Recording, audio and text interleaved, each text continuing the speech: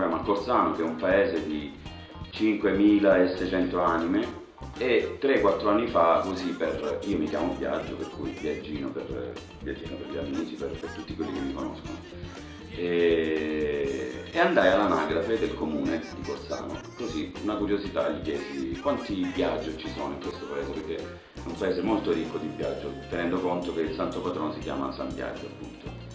E loro mi dissero circa 800, perché sono rimasto un po' ne sapevo tanti, ma non fino a questo punto.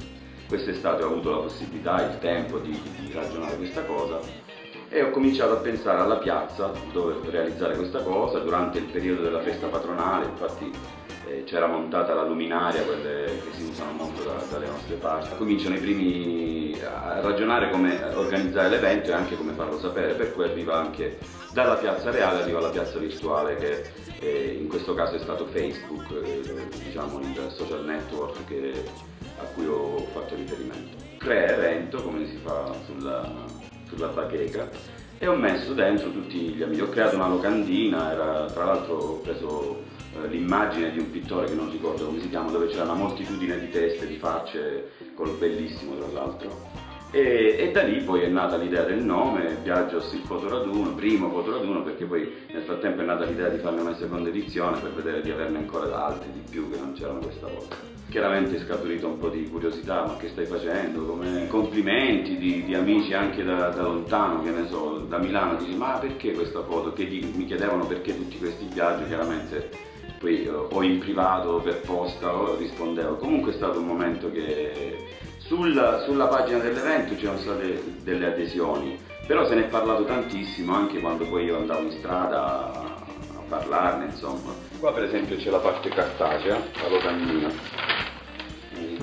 Questi sono per esempio degli eventi di cui ti parlavo prima, degli eventi musicali che organizzo. Qua per esempio c'è Andrea La Banca, che è un cantautore di Milano, che gli ho trovato 3 date qui e è riuscito a farsi un po' di vacanza. In questa confusione c'è un ordine pazzesco.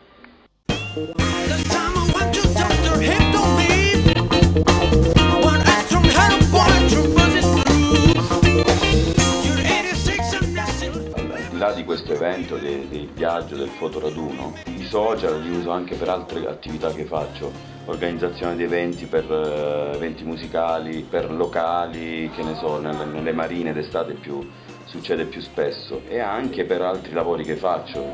Mi sono inventato questa cosa della pasta fatta in casa tua, cioè la pasta fresca fatta a casa tua si chiama. No, sul social network non è passato, però comunque a livello di media, per divulgare questa cosa, la proprietaria di casa lo ha messo nel sito in cui tu vai e ti prenoti la casa, e attraverso quello poi va su TripAdvisor per vedere com'è andata, e la casa è bellissima, il Salento è bellissimo, i turisti che siano inglesi o americani, come è successo, e c'è anche la possibilità di avere un cuoco in casa che fa la pasta con noi, il laboratorio di pasta fresca. Il discorso di come pensare le locandine virtuali o anche cartaceo avviene sempre e solo di notte, quando io rientro a casa, anche perché il momento in cui magari a me succede che sono un po' più produttivo. Di notte succede che sto anche 2-3 ore in una notte, si fanno le 3, le 4, come se niente fosse. Se il giorno dopo devo lavorare mollo, devo lavorare perché faccio diverse cose, quindi gli orari non sono mai uguali.